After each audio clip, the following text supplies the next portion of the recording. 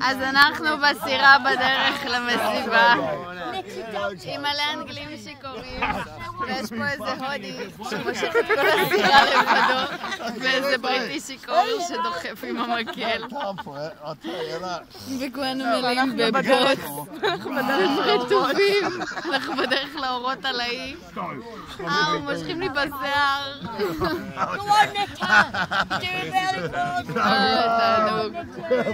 קיצור, שמה מסיבה, שמה החוף הולך להיות כיף.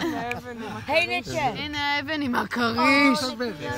וואי, וכולם נגדו בתוך המים.